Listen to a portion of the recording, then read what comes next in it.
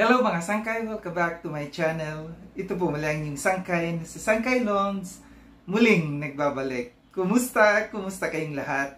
Sana nasa maayos na kalagayan ng lahat. Dito sa Pilipinas or sa mga nasa ibang bansa, dobling ingat tayo, no? So mega love shoutout sa inyong lahat, sa Team Sangkay Original, Team Sangkay Sponsors, Team Kalingap, Kuya Val, at Edna Kalingap Rob, sa lahat ng aking mga followers, supporters, and subscribers, sa mga lolos, lolas, FWs, and PWDs. Mega love shoutout sa inyong lahat, and of course, I love you all. Ayan. Happy Sunday sa lahat, no? Mega love shoutout sa lahat ng Kalingap partners, no? Sa Team Kaliwat, yung grupo ko po. At sa lahat ng aking mga sponsors, kay Tita Bing, ang kanyang YouTube channel ay Horbin TV Vlog. Subscribe po natin. Si Tita Mina Haramilio, ang tita kong Vayot. At ang gorgeous sa lahat, si Mamita ng San Diego, California. Also, sa bago kong friend, si Manay Tere ng San Diego, California also. And sa lahat ng mga nagmamahal kay Sangkay, Happy Sunday sa inyong lahat. Ngayong araw nito mga Sangkay, gagawa lang ako ng reaction. Ito'y patungkol sa kay Bagyong Yolanda, no? si Yoli, at Yoli Vlogs, at saka si RC Supremo, kinontent nila ako. Ko alam bakit kinontent ako nito ni RC Supremo. Nagsasanib pa sa parehas mga guranggets. Ano kayang nangyari dito sa dalawang guranggets nito? Parang mga bangag. May nasingot ba kayong katol? Ay, nako. Sabi, no? Dito kay kay RC Supremo, sabi niya sa akin na ako daw ay nakikisaw-saw. Oh, excuse me. Saan ka magaling, RC Supremo? Hoy, tanda. Saan ka galing para sabihin mo sa akin na ako ay nakikisaw-saw, no? Ano ito, pioneering to ng Kalingap. Ikaw, saan ka galing? Saan galing kang mundo? Saan lupalop ng planeta ka galing na napunta lang dito sa Kalingap? At ikaw pa may ganang magsabi sa akin na ako'y nakikisaw-saw. Excuse me. At dito kay Yolanda, no? Kay Ate Yoli Vlogs. So Yolanda, Bagyong Yolanda. Totoo nga yung sabi ni Daddy Donut sa iyo, ang hangin mo ay daig pa yung Bagyong Yolanda, yung hangin sa utak mo. Nakikisaw-saw daw ako. Saan? Saan ako nakikisaw-saw? Ito, makinig kayong dalawang matanda, no? Kayong dalawang matanda, para sabihin ko sa inyo na yung sinasabi ninyo na ako'y nakikisaw-saw. Unang-una, no? Ako'y isang reactor. So, kahit sino pwede kong gawa ng reaction video. So, hindi po pakikisaw-saw pagka ako man ay nag-content sa inyo. Hindi yan pakikisaw-saw. Yan ang tandaan po ninyo, no? Sa mga utak ninyong mapupurol, no? Pangalawa, ako ay Prime Minister ng Kaliwat, no? Ako ay mayroong immunity. Tandaan nyo yan, ha? Ako ay may immunity, no? So, kahit anong gawin ko, pwede, no? Ako ay malaya gumawa ng reaction videos kahit kanino dahil ako ay may immunity. Siguro yan yung mga hindi ninyo naiintindihan, siguro hindi niyo naisip kasi ng mga utak ninyo, pang matanda na yung mga utak ninyo. Pang mapupurol lang mga utak ninyo, kulang na ng mga yung mga brain cells ninyo hindi na masyadong gumagana, Ito kasi siguro nag-umpisa ito, kaya sinasabi nila na ako'y nakikisaw-saw. Nung gumawa ko ng reaction video, patungkol, sa content ni Kuya Val, yung live ni Kuya Val, na itong si Yolanda, ang sabi ni Kuya Val, biglang yung naging intense, dating intense, nung nagbitaw siya bilang isang presidente. Ang sabi ni Kuya Val, hindi kilala, biglang nakilala, maliit ang YouTube channel, biglang tumaas ang YouTube channel, no? Nasaktan ka ba doon na sinabi na hindi ka naman kilala, which is true. Yung sinabi ko yan doon sa doon sa reaction video ko na hindi ka naman talaga kilala, Yolanda, hindi ka kilala dito sa Kalingap, nilalangaw ka noon. Kaya lang nakilala ka, nagpunta ka sa Rochelle community, nag-sponsor ka doon, nagpapansin ka para makilala ka. Yan ang katotohanan. may paparinig ako sa inyo. Ito yung reaction ko na dito sila umalma. Pakinggan ninyo, no, mga sangkay, mga kalingap, kung may mali ba dito sa aking sinabi.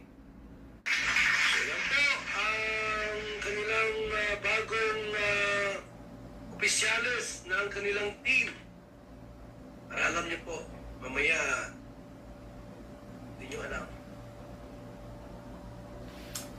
So, napakinggan natin dito sa announcement ni Kuya Val. Ito yung bagong set of officers ng RORD. No, nagulat ako na doon na si Rhea Olarte. Doon na siya under dito sa sa Rochelle. Correct me if I'm wrong. Kasi itong mga set of officers nila, parang sila rin doon sa itinayo nilang RPAP.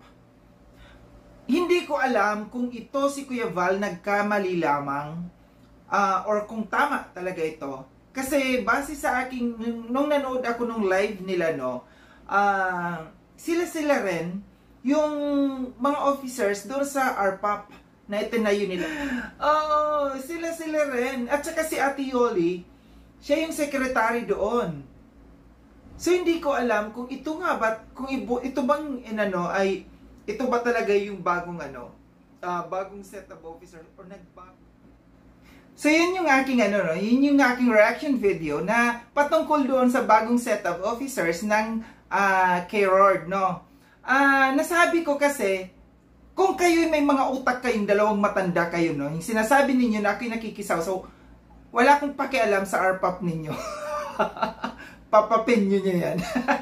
Ang sa akin lang, nalito lamang ako, no. Sinabi ko dyan, kung nakakaintindi kayo, correct me if I'm wrong. No? Malinaw yung sinabi ko dyan na correct me if I'm wrong, no? Kung tama ba yung pagka-announce ni Kuya Val, kasi almost the same, halos kayo rin naman ng mga officers ng K-RORD at saka ng RPAP, no? Dito sila umaalma na ako dahil nakikisawsaw at hindi ko daw inaalam at mali-mali daw yung info ko. Kaya nga sinabi ko, correct me if I'm wrong, mga obob, no? Kaya nga sinabi ko kasi hindi ako sigurado kung si Kuya Val nagkamali or ito nga ba talaga ang set of officers. Kasi base doon sa pagkakaintindi ko sa live ni Yolanda noon, no, nung ini-introduce nila itong RPAP na ito, ang pagkakarinig ko, ang pagkakaintindi ko, si RC Supremo, yung president, yun pala ay siya yung founder. Kaya nga sabi ko, correct me if I'm wrong. Hindi ko sinabi dyan na banatan nyo ako if I'm wrong. Gets nyo? No? Ito yung mga tao na mga wala namang nagawa sa buhay, no? Yung mga nagpapasikat, nagpapabida-bida. Ikaw, RC Supremo, no? Saan ka ba galing? Para sabihin mo sa akin na ako'y nakikisawsaw. Excuse me, Kalingap to, dati ng Kalingap. Ikaw lang ang pumunta dito at nakisawsaw sa content ng Kalingap. Kaya ka nakilala. Ikaw naman, Yolanda, tama nga yung sabi ni Daddy Donut, no? Yung pagiging ano ba yung nagawa mo nung ikaw ay presidente diyan sa sa K-RORD na yan? May nagawa ka ba? Totoo nga yung mga nababasa ko sa mga comments diyan sa iyo na ikaw ay isang mataas ang lipad, no? Mata pobre, mapanglait, no? Tama nga talaga sila. At saka tama lang talaga na banatan ka ni Daddy Donut sa pag-uugali mong yan. Filingera ka, no? Hindi ka naman talaga kilala. Anong sasabihin ko, kilala ka noon nung nadidito ka sa Karepa? Di ka naman talaga kilala. Nilalangaw ka noon. Kaya lang, uulitin ko, kaya ka lang nakilala dito, no? Diyan sa Rochelle community. Kasi nag-sponsor ka. Siniksik mo ang sarili mo para makilala ka. Kasi wala kang chance dito sa loob ng Kalingap. No, dito sa Karepa, hindi ka nabibigyan ng chance kasi nga, hindi ka naman talaga kilala. So, ayusin ninyo, no? Ayusin ninyo yung inyong pag-ano sa akin, no? Kasi walang mali doon sa sinabi ko. Sinabi ko pa doon na correct me if I'm wrong. Kung mali ako doon. Sasabihin nyo nakikisawsaw ako sa inyo. Oh, excuse me. Ang papala ko dyan sa ano niyo. May papapala ba ako sa RPAP ninyo kung ako makikisawsaw? Ano ka, sinuswerte? Makikisawsaw ako sa inyo. Kaya kayong dalawang matanda kayo, no? Ayusin ninyo mga pinagsasasabi nyo kasi parang mahina na talaga yung mga brain cells ninyo. So ito lang lang yung aking reaction patungkol dito, no, na gusto ko lang linawin, no. Gusto ko lamang linawin na yung sinabi ko, walang masama sa sinabi ko. Kasi malamang na understood lang ako doon sa sinabi ko na si RC Supremo ang president ng K-Rod, no, at saka president ng RPAP. Kaya nga sabi ko, correct me if I'm wrong. Kasi yun ang pagkakaintindi ko. Yung pala ikaw yung founder, iba yung president ng RPAP. So huwag niyo sabihin na akin nakikisaw-saw. Uulitin ko, wala akong pakialam sa RPAP ninyo. Muli maraming salamat mga sangkay no sa panonood. Sa mga hindi pa nakapag-subscribe kay Sangkaylon, subscribe yun po ako.